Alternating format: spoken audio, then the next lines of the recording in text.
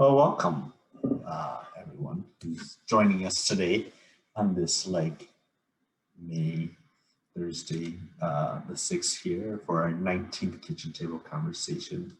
So glad to join all of you. Pheng here again, he, him, his with the Masculine Folks Network out of Menace Peacemakers, which is located in Duluth, Minnesota, but I'm actually here in the Twin Cities and joined by obviously fabulous siblings and brothers here today as well too, and we'll have Brandon, with some of you being familiar with him, joining us in a short period of time as well too. But before I go on into the conversation that we'd like to have today, I'd like to make sure that folks get to introduce themselves as well to all of you.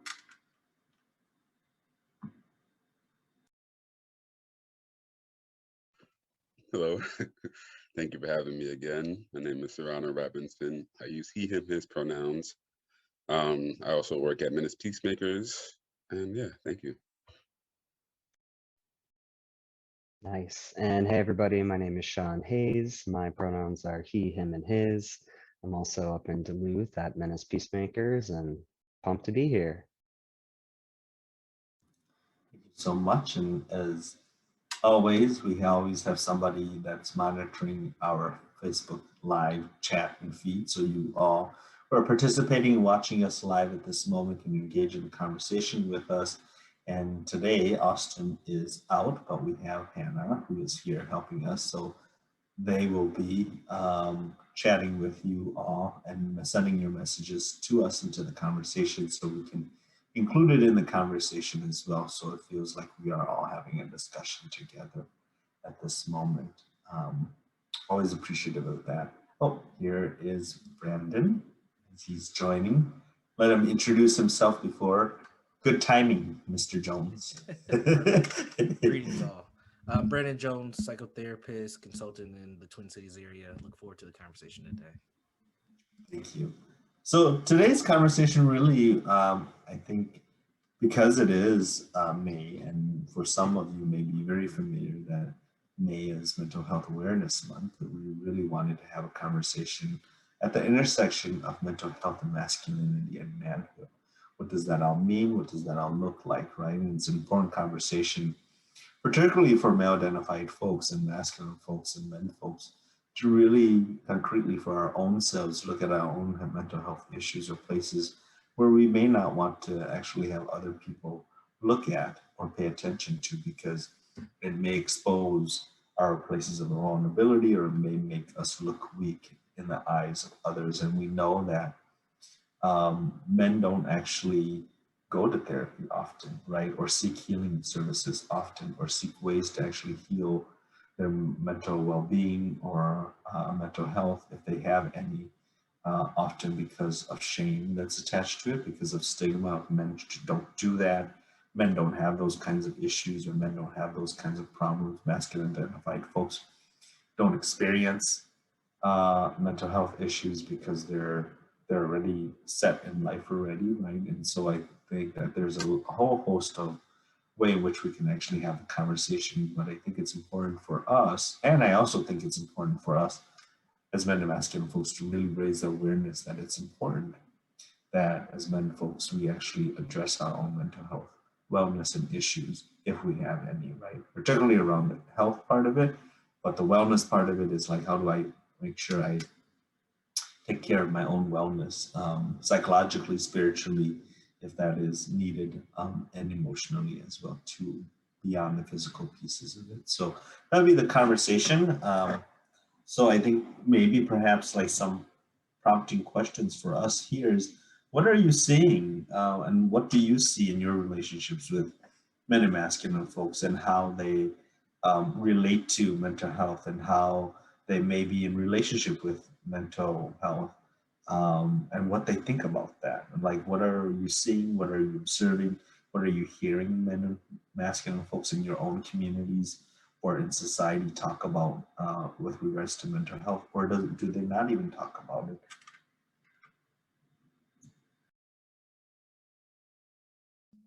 I'll hop out there first. I'm actually starting to see a shift.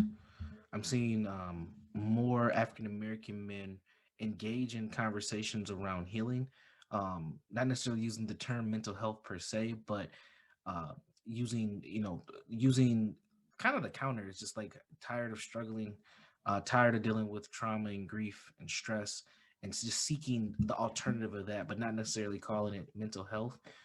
Which has kind of made me shift my language a little bit and talk about emotional well-being and emotional wellness, just because it seems to be a easier in and kind of a draw to have more of a deeper conversation and to make referrals. I've made a lot of referrals in the last year to men, or men have sought therapy out from me, just due to them just kind of saying, enough is enough. I've been kind of mustering it up and dealing with all these things, and I need help. And I think that that's a huge place from 4 or 5 years ago, where most men that I knew that needed help, they were trying to just soldier it on themselves and keep moving. So I'm starting to see a shift.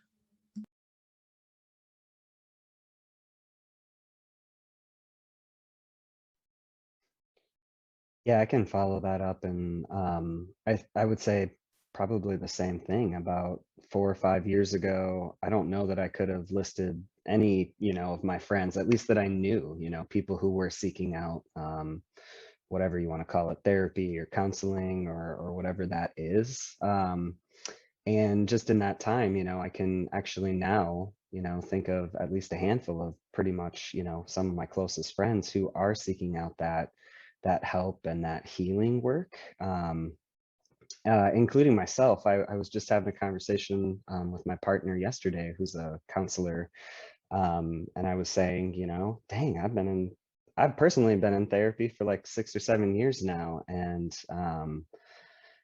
it, dang, I mean, I can't even like, imagine the person that I was back then, to who I am now, and just like the huge impact that having a counselor has had on me and my personal life, for myself, for my relationship with my partner, and also,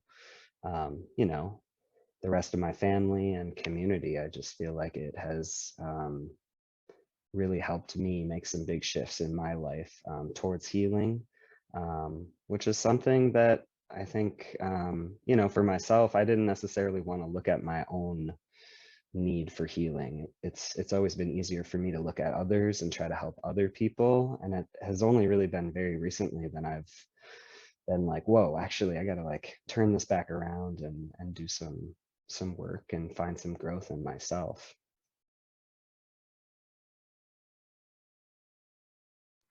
Yeah, I definitely agree. Actually, I would say your comments like probably blew my mind. It's like something that I thought of, but like I didn't know, because it's very true. Like now, when I think about it, like a lot of people are being a lot more vocal and a lot more honest about where they're at, like mentally. And Brandon, I love the word switch, because mental health is such a hard aspect for people to grasp. It makes them automatically feel like they have like, and I'm just gonna say it, like it makes them feel like they have like a mental illness, or like something that they need to go see an actual like doctor for those things that prescribe medication. Because I've actually worked with kids where they ask me straight up like, is it bad to have a mental illness or to struggle mentally? And I'm like, no, it's not bad at all. It's things that we all deal with. Um, so I agree. That's really, really dope. It's being able to see that the wheels are really turning. There's men in my life who I would have never thought that they would even think about like that they have emotions, let alone that we can use them. Um, and I think like the biggest part that we could come up on now is like what's under that anger, right? I kind of go back to what I was talking about last week about, for me, how I was feeling was I thought I was very angry after the police things, but under all that, I'm like genuinely hurt and scared as a person.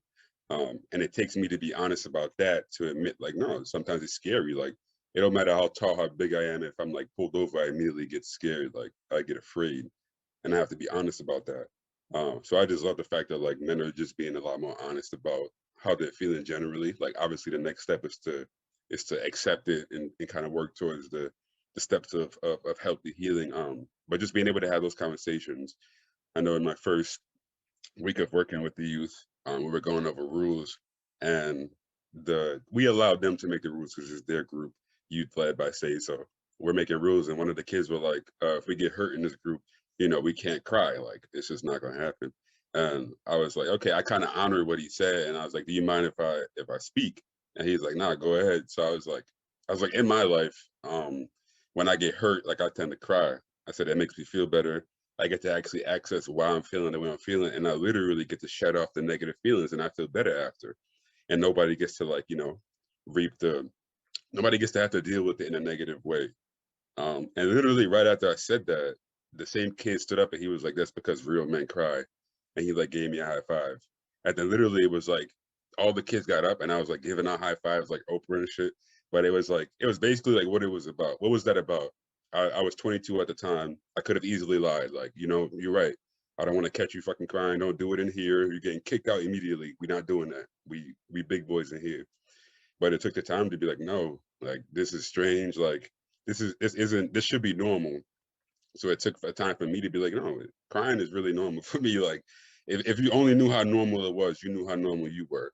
Um, but it really took me to sit there and be honest to those kids, and they were 10 and 11. So if they already had that notion of shit, we not crying, we getting over this, like I wanted to immediately challenge that, immediately be like, well, you see me as a man or whatever, for whatever reason, I cry too. I got tattoos and I cry. I work out and I cry. So what do you have to say about that? But I definitely agree. Like, y'all definitely blew my mind because I don't think I believed that it was turning until y'all said that. And I really thought about like, damn, now I do have friends and family members who are more apt to go into therapists, and even not even that, more apt to talk about that they're feeling different or not feeling themselves. So um, definitely appreciate y'all for bringing that up. Yeah, I wonder if it is about the pandemic, maybe perhaps the environment that has then pushed people into the exhaustion place. But I was just thinking about like how we've been taught to muster, to Brandon's point about like just keep going, no matter what, you just keep going. Because no matter how tired you are or exhausted you are, you should just keep going and shouldn't take care of anything. And I think those things actually intensify a whole lot more in terms of the environment and in terms of being isolating yourself and in terms of like making sure that you got everything and you are collected and you're moving. I see that. I was talking to a young man the other day that I've been in a relationship with over the years, and I was sharing with him like, are you reaching out to people? Are you talking to folks that you need to actually talking to, besides over at work? And he's like, no, I'm only talking to the people at work. And I'm like, but they're not supporting you in the way that you perhaps may need to be supported, right? Or there are other parts of you that need support more than what they can support you with. And how are you actually finding that?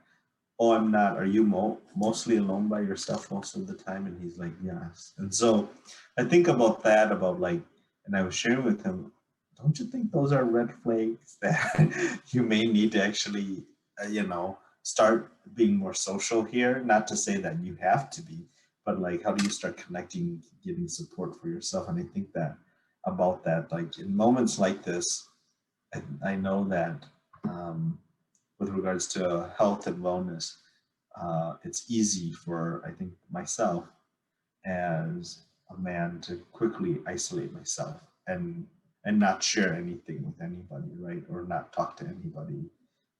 Or if I do share anything with anybody, it is to the closest person who I know could keep my secret safe, right? Who won't share it to anybody else, And I think that to what you are saying is that it's important that we actually expose it more and we talk about it openly and we talk about it like as a health measure, quote unquote, and as a wellness and as a path to being a healthy men and healthy masculine individuals in our lives.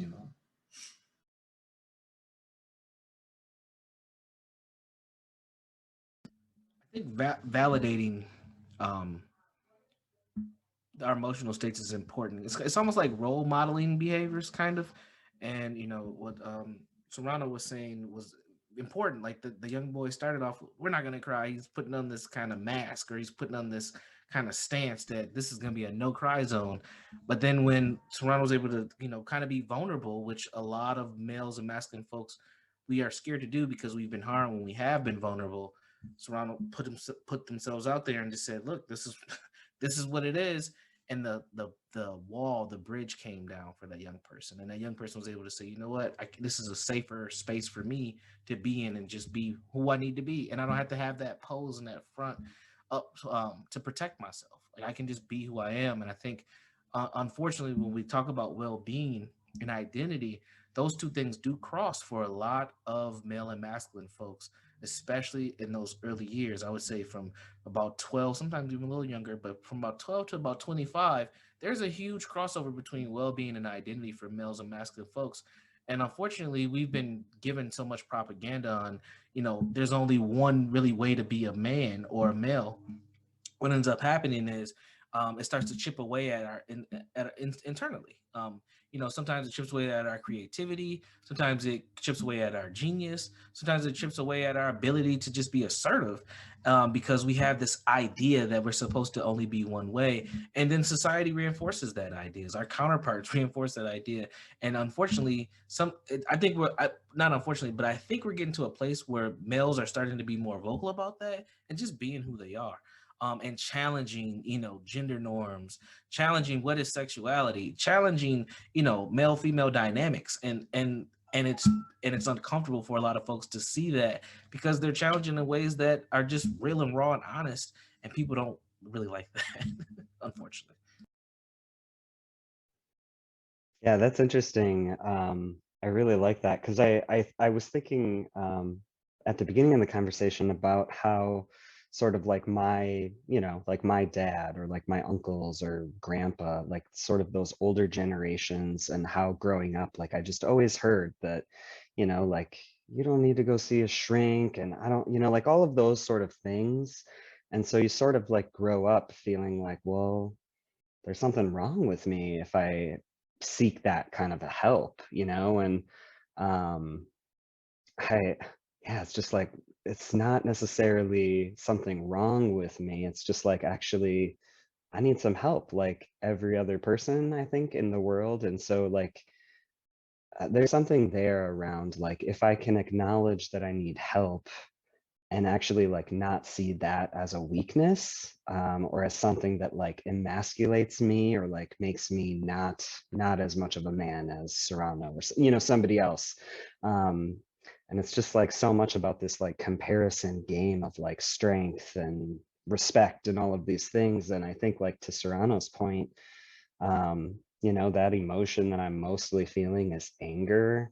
Um, and for me too, I mean, always underneath that, there's hurt, there's pain, there's fear. And those are just emotions that we aren't raised like thinking about as young masculine identifying people, as men. And so it's sort of like feels like a whole new, like we have to learn this whole new thing about, you know, how we show up in the world and like how our feelings show up and how we like how those impact the people around us.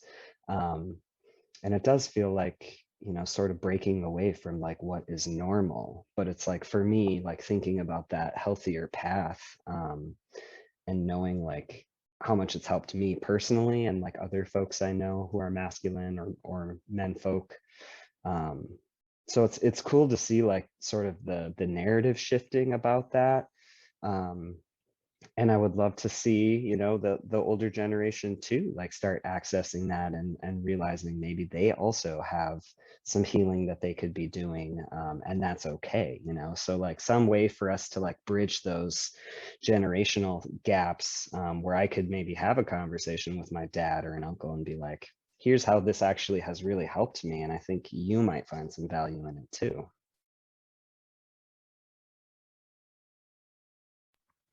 I think that validation piece is extremely important. Like just validating the emotions that people carry. I think for people who identify as male specifically, like when we're not validated for whatever emotion, we jump straight to anger, and that's our fuck it like for it, right? It's like, all right, I'll see you there. Now it's time for me to control the situation. Like, and we can even do it in the terms of like a valid behavior. So let's say if something happens to me right now, like Sean, you could say, hey, Serrano, I validate 1,000% on how you feel. Now, I might not agree with how you choose to respond to that. And that actually helps somebody say, like, I'm actually here for you. Like, we might not have an agreement on how you decide to to respond to this. Most people's responses is violence, and of course I don't agree with that, but I definitely like validate how you're feeling. And if we can have that validation at an earlier age of how people are genuinely feeling, that would be a real big key. I don't think anybody like actually really know what validation, when you think about outside yourself, I think about that a lot. People really don't know what validation is. Like that's a word, like when I'm not talking to y'all, that's like a word that I have to like state and like define, and that's for a reason. Like people don't know, like to be validated. Like I validate people all the time. People probably like, why you say like that you care about how I feel? Well, why are you saying this? Like you agree? It's like, yeah, I agree that you can be sad. Like of course, and that will definitely help with the reaction as well. Like, because if you're like, oh damn, you feel what I feel, so I don't have to overreact, or I don't have to jump into anger, I don't have to jump into violence or to control, or I don't have to jump to being the only person in the situation where you feel where I'm coming from. Oh, you get it? Okay, I see that. Like, so I think validation, like Brandon and like you said, Sean, is really, really like big. I don't think people are validating when people actually go through situations. Somebody could be standing straight up and like be very, very angry or going through it. And even though we see them visually okay, like we still have to validate what they're going through, um, how they're feeling in this moment in time. So I think validation is something that's really hidden, especially for young kids. It's like nobody's saying I agree on how you, or I understand like how you feel. Like I understand how that how that might make you feel, and I agree with your feeling on that. Like because I wasn't there, it wasn't me. Um, so I agree with that. Like the feeling of like being abandoned. I don't think people really validate that. Like that's a really validating. Like when if somebody would have told me like, oh no, I get that. No, I understand that. You know, like it feels really fucked up to feel like somebody don't want you no more. Like I would have been like, oh, you understand that. Like so I don't have to like look in the worst ways, if that makes sense. Like I don't have to look outward using my own violence, using my own control. Um, but that was just a little piece of like a validation, and I'm trying to just learn more about like what it does for people in general. So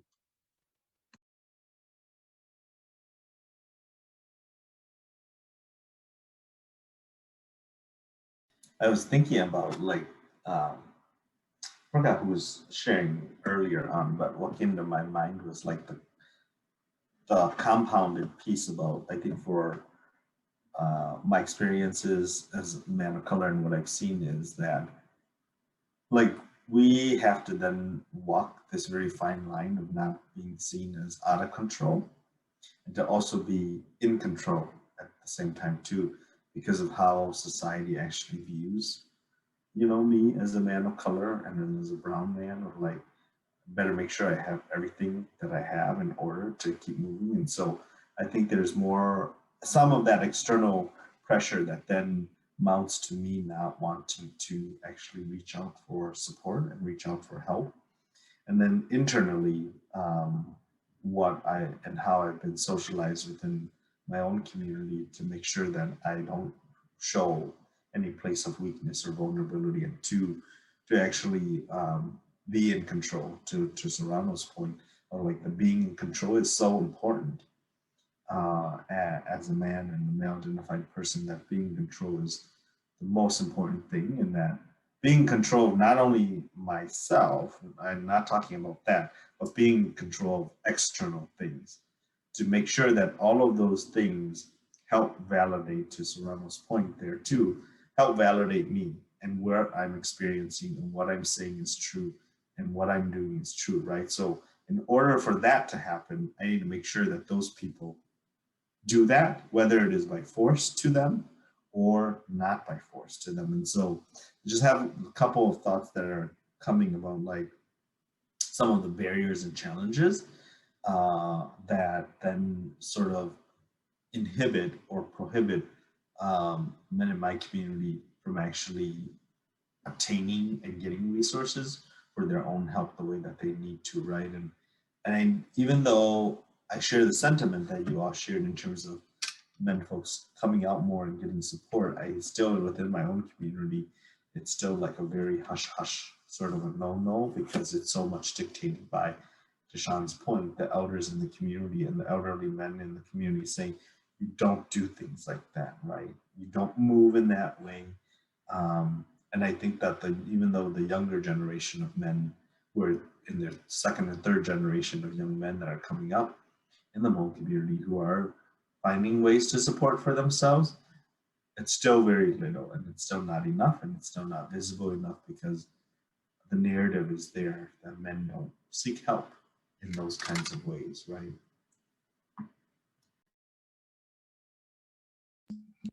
I definitely think there's a lot of cultural dynamics to keep in context when we're having this discussion, because those things are important. You know, there's a reason why those Hmong elder males feel the way that they feel. That comes from somewhere, and I think that that needs to be honored as well. So I hope folks who are listening don't feel like, oh, those elders just need to, you know, shift and get with the times. And no, there's a reason behind that, and I think that that's important to keep in context. And maybe there is a shift or a negotiation or a bargaining that takes place between the elder males and some of the younger males around how do we take just better care of ourselves and not lose those cultural traditions or those customs without being disrespectful. And I think that that's very important across many different, ethnic groups. There's a reason why those ethnic groups have their uniqueness. And we shouldn't, and I'm not saying we're doing this here, but I just want to make sure that when people think about well-being, that we're doing it from a cultural context and we're being mindful and just respectful.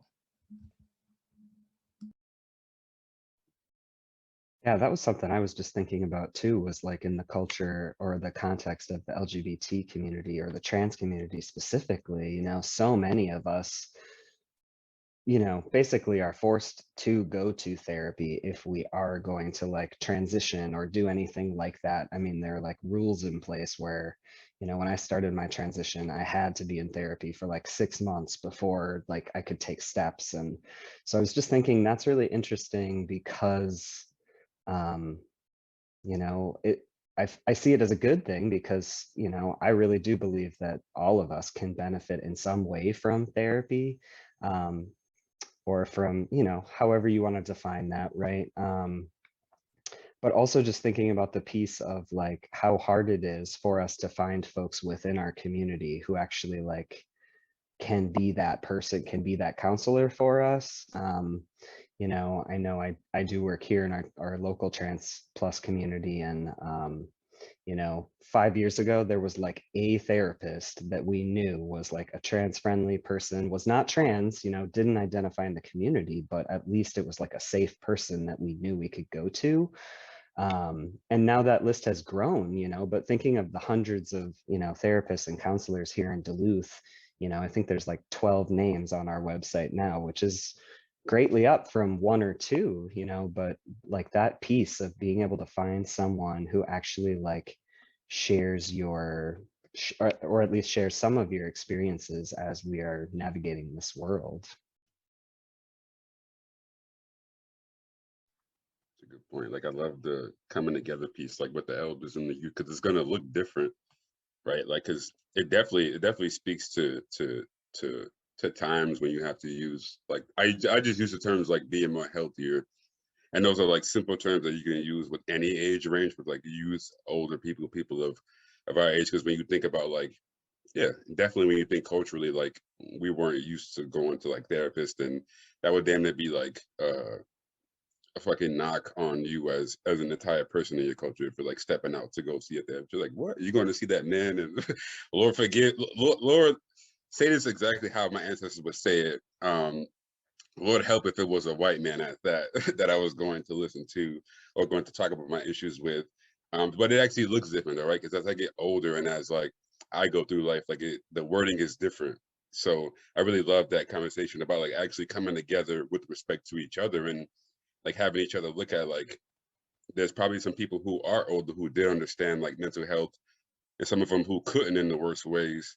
Um, and there's probably some people who are of my age who probably still think the same way, like, nah, fuck therapists, like we're not doing that. So I think like I appreciate just the access of having that conversation, like with the, so I think that's what a lot of things that comes down to is like the cultural years and like spacing and like how do you like connect each other, same cultures, but like talking in different languages, seeing things differently, because yeah, things were actually literally different 50 years ago, but they're also in actually literally newer things as well going forward. So it's a back and forth when you think about the relationship between like the culture in ages. Just with technology, just with everything coming to light, it would definitely, yeah, I feel like that's a dope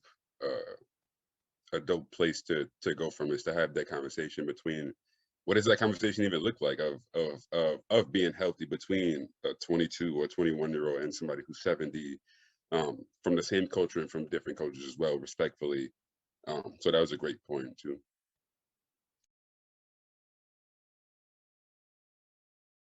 I mean, definitely that cross building in terms of the generations is so vitally needed and so very important that it doesn't happen enough, right?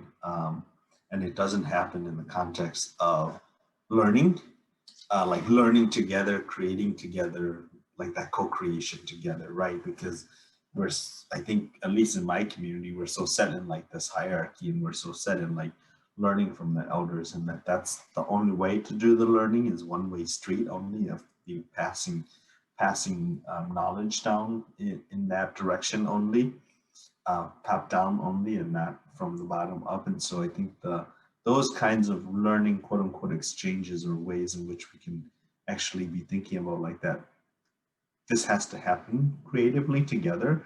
And I think about healing in that way as well too, for my own self, is like, how am I doing this creation, even if I'm in therapy with a therapist, how am I doing co-creation with this person that's actually in this journey with me, right? Because they're there, but I have to also do my work as much as they are doing their end to support and carry some of my baggage with me. How do I do my part, right? And the same goes with even like life coaching is the same way for those that may not need to do any deep work within our own internal selves. Getting leadership coaching for myself, or life coaching for myself, is in the same way as well too, right? That it has to be a partnership, and I have to be invested in that relationship, just like I have to be invested in other relationships in my own life. And I think about like healing and health for men in that way as well, both emotionally and psychologically and spiritually, is that it is dependent on the relationships that I am in with the people that I am in or moving with in life. And I always think that for me, the most important relationship is the relationship with myself, right? And how I honor that relationship, how I move with that relationship, and getting to places where I feel connected, where I feel courage, where I feel joy, and where I experience pain and hurt, means I have to have some kind of honest and genuine relationship with myself, right? That I don't lie to me and myself. I don't fake things for myself, or I don't look at the ugly parts of who I am, but yet I pay attention to those ugly places, or I pay attention to my own hurt, and my own beliefs and values about how the world should be functioning, and really pay attention and allowing for the emotions of hurt and anger to really rise up, and have those kinds of self-talk. You know, I talk to myself at times, or I'll have thoughts roaming in my head, and be laughing. And it's those kinds of things that I think we can do for ourselves, you know, and I know I've done for myself, to actually keep myself on the move, but yet allow for time for reflections as well too, you know. And I think that that's what I learned 2 years ago, is really taking time to do reflection is really important, you know, and slowing down is really important for me. Yeah, one thing I'll add to that is to encourage folks, don't just reflect when things are not going well. Reflect when things are going good, and analyze, why are they going good? What are you doing that's contributing? Who are the people around you in your network that are contributing? You know, what decisions did you make that actually worked out well? And those are great times for reflections, because because you're on the right path, and you can actually analyze why. You know, I think a lot of times we get into self-reflection when we're kind of down. You know, we're in this flux We don't feel too good. Our anxieties may be a little high, and then we want to reflect why things are not going well. But sometimes that reflection is important. When things are going pretty well, things are content. There's kind of baseline. Those are appropriate times to definitely reflect and give yourself some affirmation to keep moving forward.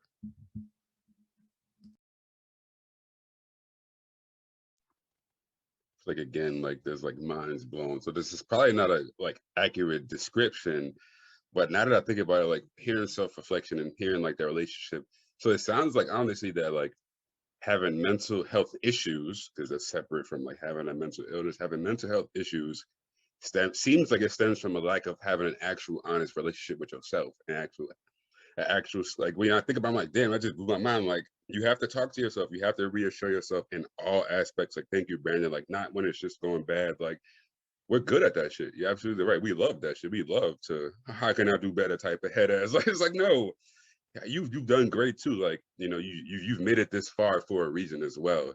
So I think like in general, when we're afraid to have that relationship with ourselves, we either think it's going to be generally positive, generally negative, but it has to be generally neutral or generally real. Fuck it, like it has to just be real.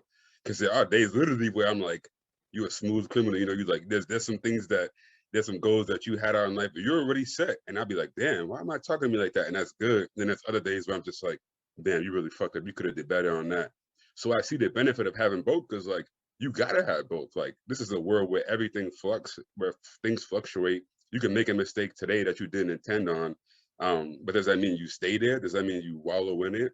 Nah, you get up, you accept that you made a mistake and that you're human, and you move forward with it. So I guess what I'm doing is just reiterating what y'all are saying and kind of clarifying that it's like when we have that lack of a real relationship, like some of us be enabling ourselves when you think about it. Like I'm one for doing it. Like I'm not gonna sit here and bullshit. Like I'm anything that I've said I've done to myself. Like I was really good at enabling myself. Like that's the easiest person we can enable when you think about it. But it's also the hardest person that we could talk to because I've had some really, really tough conversations like with myself, even out loud, which to another person might sound a little weird, but I think just just being able to have that actual relationship with yourself, like your kid you, your trauma you, your the part of you that shines bright, the part of you that think that you ain't shit sometimes, the part of you that, you know, that loves to go out and play basketball, and the part of you that is that isolates sometimes, like have an actual relationship and figure out why those things exist. Um, yeah. So thank y'all for that.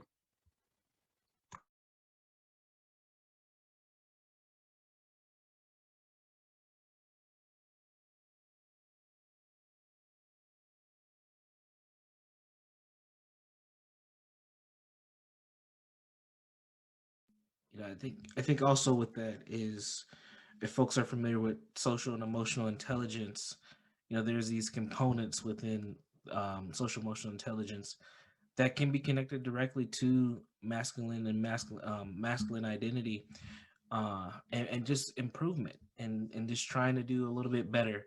And it's not always this giant leap of, you know, I'm not doing well and now I'm doing fantastic. It's a gradual process, and sometimes you just got to take those small steps and take those small victories in order to get to a place where you do feel more comfortable with yourself.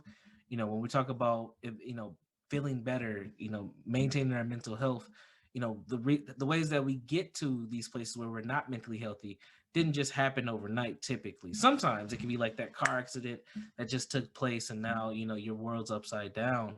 But generally these are things that you've been kind of dealing with or have been showing up in your life from time to time, and you've built a threshold to dealing with them. And when it comes to that masculine frame, we tend to overinflate how much tolerance we can deal with adversity, and then that chips away at us because we just bottle in those emotions until that bottle's ready to explode. So the same way that trauma and those stressors and those things come up for us, we also have to realize that chipping away at them is going to take time too. Because I see a lot of men and masculine folks get to a point where they'll start therapy but they'll quit because they're expecting this huge overnight kind of turnover, and it takes time. And that patience is very important during that growth, those growth stages that people go through. Oh, I really appreciate that reminder too, because, you know, as someone who's, you know, like I said, been in therapy for a long time, it's like, you know, I can see a lot of that really positive change. And it's so much easier, I think, for me and maybe a lot of folks to focus on like the negative qualities or like the things we don't like about ourselves, and the ways that we're effing things up, or whatever, not being a good partner, not being a good friend, whatever it is. And um yeah, just that reminder of like, it's like a one day at a time kind of a thing. Like, I know I can easily get that in my head where it's like, I'm trying so hard and things aren't, like my whole world hasn't changed, in the like 5 months that I've been really looking at healing for myself. And it's like, whoa, it's tough work. And I think that, I don't know, maybe the fear of like how hard it might be like keeps men and masculine folks from really like opening that door and being open to like looking at our own healing. Because gosh, every time I sort of like peel back another layer, it's like, oh wow, that's a bad habit that I have. And but it's like I can also sort of start to learn, where did that start actually, where did that come from? And most of the times it's like, when I was little something hurt me, and like it's sort of this defensive thing that we create, whatever that habit is, to keep us safe. And that's something that I've been thinking a lot about lately, is like, as a younger person, there were these habits that I've picked up, for survival, to make it through another day, um and now at a point in my life where I can like sort of start, seeing those habits as they pop up and being like, oh, I can recognize that I want to isolate in this moment because this thing is making me feel really sad, or whatever it is. And then it's like I have the choice, I've been given this tool to be like, okay, now I can see this thing that I'm doing. And then it's like really up to me if I want to actually do a little bit of that hard work and stay in it, or if, some days I don't have it in me and I am going to go isolate and hang out in the basement and have some alone time. But it is really, really a powerful thing to look back at the moments, where I have felt really good. And it's like, I'm drinking water, I'm checking in with my people, and I'm being real about where I'm at and sharing the hard things. And um, yeah, it's just like I can see so clearly when I'm doing some of these things that work for me, how much better I feel. Um, yeah, so I just appreciate that reminder. I was thinking about it, thinking back off of what you both shared there is like, oftentimes it's like a risk that we have to take, right? Because you have to risk losing or perhaps letting go of um, whatever masculine characteristics you may be believing that you have or own or have been so good at, or even some places of privilege or power that you have maintained or obtained or been given throughout your life. And it's like it's a risk, but I think it's worth the reward, you know. And it's an investment. So I think about it as an investment. After all of these things, after the risk, the reward is it's an investment in myself to be healthy, to strive to be healthy, because I actually don't know what that looks like.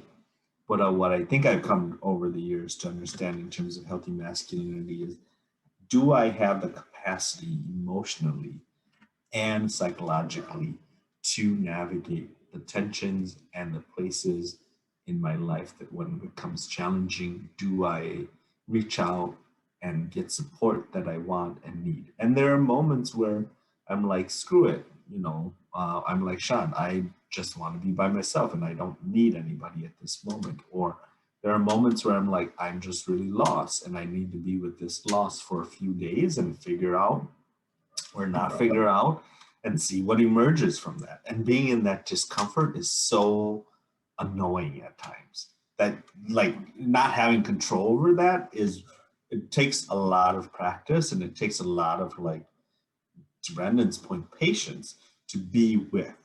And that's really hard. And I think that that's why it's so painful to be in a healing journey, and to be healthy means to be in that. It's not being healthy means all you experience is joy and all you'll have is happiness. That's, I think that's false.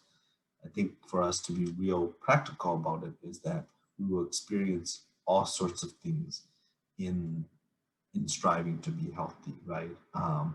And as long as we aren't harming ourselves, abusing other people, impacting and harming and being violent to other people that we are in relationship with, and we're thoughtful about those ways, I think we can say we are healthy, right? It doesn't have to be this perfection that we're striving for. It, it doesn't have to be this like notion of like, I need to have everything great, and my life then will be good. And I think about that because you go from like this one extreme of being like completely a mess to this other extreme of like, oh, that's what I need to strive for because that's the ideal notion of perhaps healthy masculinity, is to be like so perfect and have everything under control and life is great and I'm always happy and nothing can throw me off balance. And I'm like, shit, that's another way to box myself in again, right? And I need to actually be more practical, more real about this, is that I will have to strive, but in that striving, it means I have to learn how to be okay with those and what's happening in my life, right? Within myself, and then acknowledge that um, there are moments where I really actually don't know, and I need to be okay with the not knowing.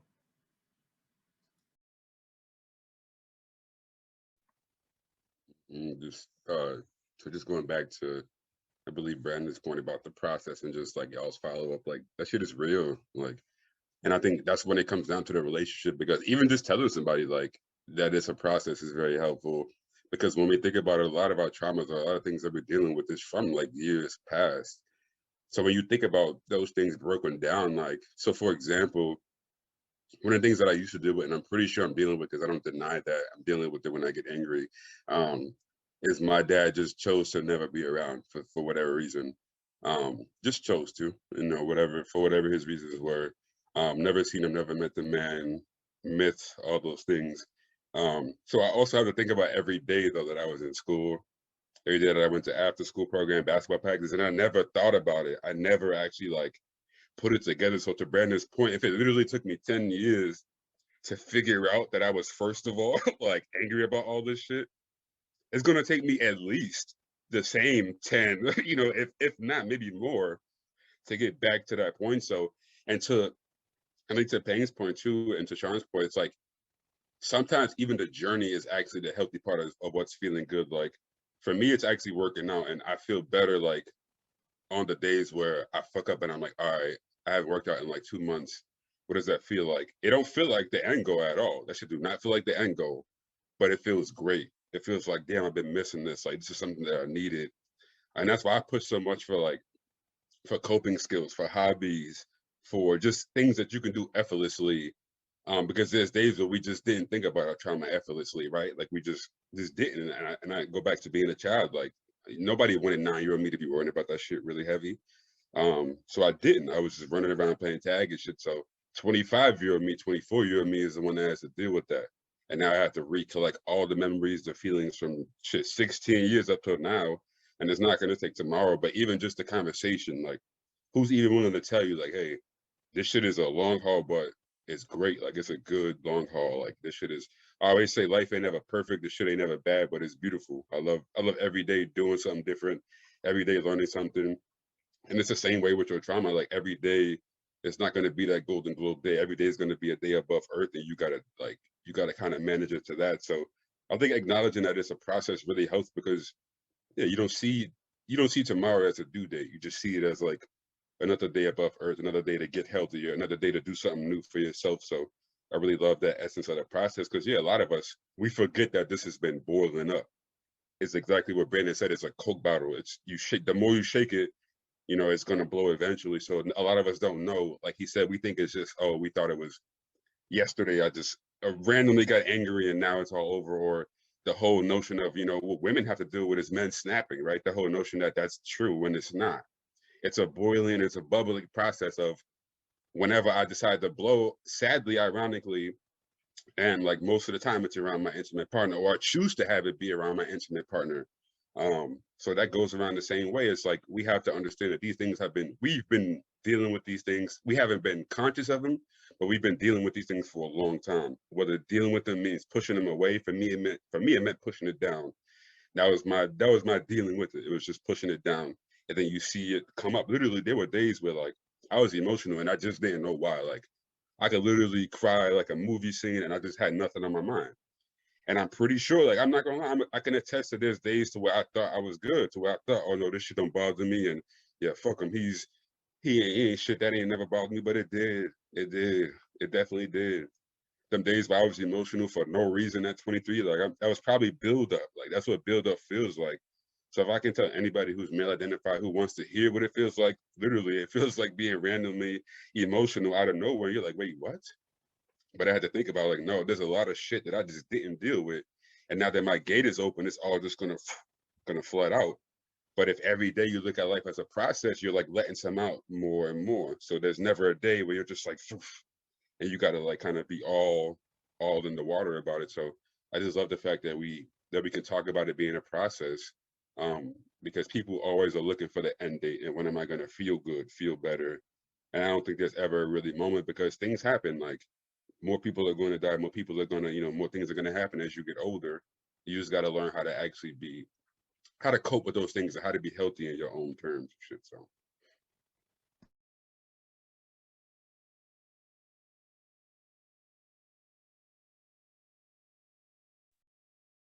Yeah, Serrano, that's got me thinking, because I've been, sort of thinking real specifically about my own healing in the last, 5 to 6 months. And um, it was sort of just in my brain, I was like, I'm going to just heal me. Um, and there's a lot in me that needs healing. And it's overwhelming if I try to look at the whole thing. And I think, I was in a space with Pheng, I think it was last week, and we were talking about healing. And I think, what you had shared to me that really resonated was like, whether we think of ourselves as this whole person, there's all these different sort of broken pieces or things that we don't necessarily like about ourselves or things that are actually harmful to people that we love and care about, that we want to work on. And I think just what you had shared, Pheng, was like, pick one of those pieces, like sit with it, see which one of those pieces comes up for you, and then like just take that one day at a time and do a little bit of work on that piece, and I think just, this came up before too, like the fact that like just so often we don't know, like we don't have the answers. Like, I think in that space I had asked you, how do we do this? And you were like, you just got to sit with it and figure out what feels right for you. And I think that like that's really key too, because what's right for me is not necessarily going to fit for Pheng or Serrano or Brandon. It's like me going to see a therapist a couple times a month, that may not be the thing for someone else. And maybe that's, going out and getting on the trails and hiking, so it's like, I think that it's a really cool opportunity for each of us to think about like, yeah, what are some of these like healthy things, like coping, like you said, Serrano, just things that bring us joy that we can sort of like reconnect with ourselves as we're doing some of this harder work. And really coming back to like those good places within ourselves, like not forgetting, like I am a awesome person who has a lot of healing to do too. Like it's both. It's not like I'm this terrible person and I'm like gonna become this good, this healthy, healed person. It's like, it's not about like some specific destination that I'm trying to get to. It's just, yeah, every day I'm a little bit closer to that person that I want to be for myself, for my wife, and for my kid. Yeah,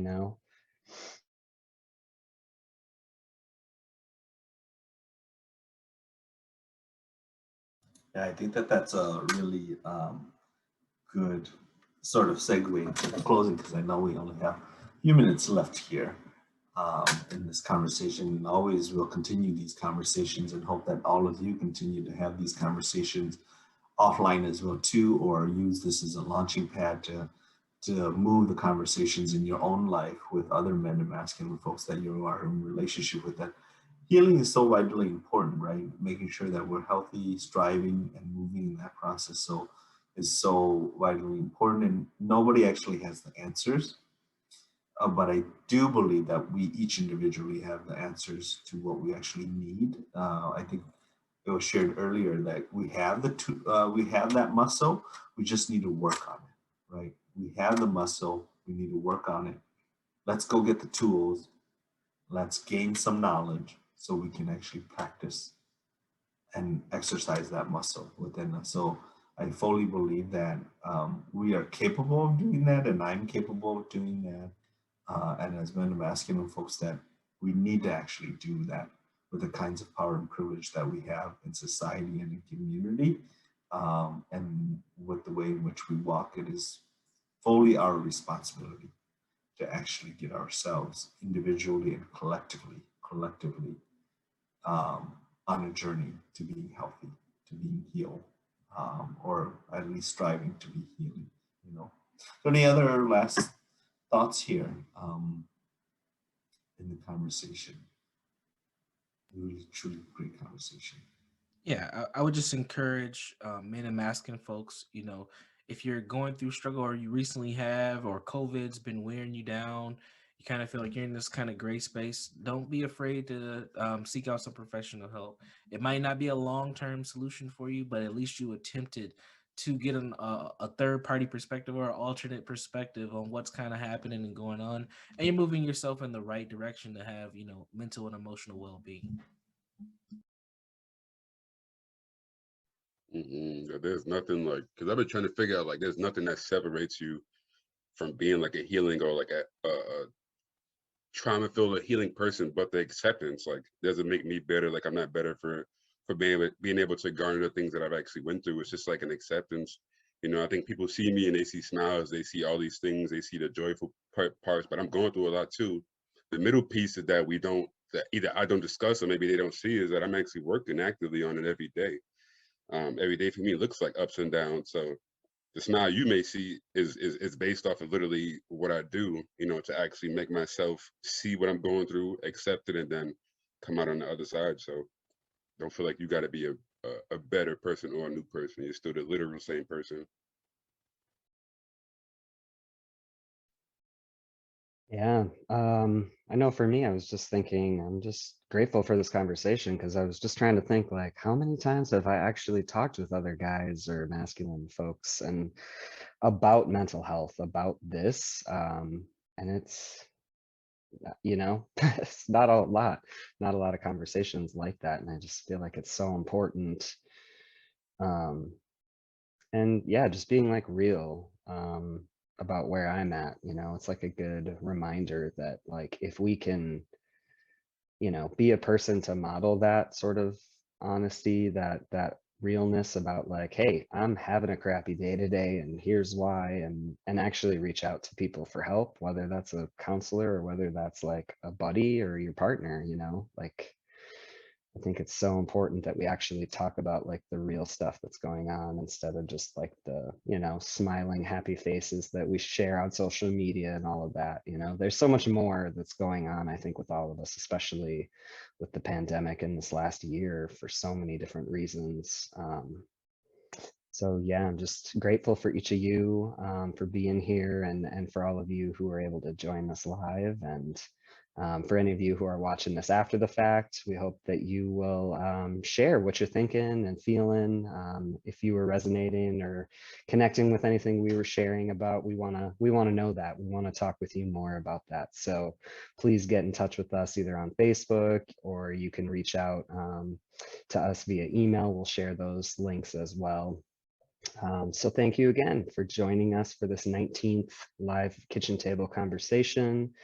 We just want to quickly thank our funding partners, Blue Cross Blue Shield of Minnesota, as well as the Novo Foundation, for all their support in helping these conversations happen every 2 weeks. And just a reminder, our next live conversation will be 2 weeks from today on Thursday, May 20th at 12 p.m. And that will be actually our 20th live conversation. And so we'll be doing a little celebrating for that. So please join us. And yeah, don't forget to like our Facebook page, connect with us on YouTube. And again, Thank you very much for being here with us today.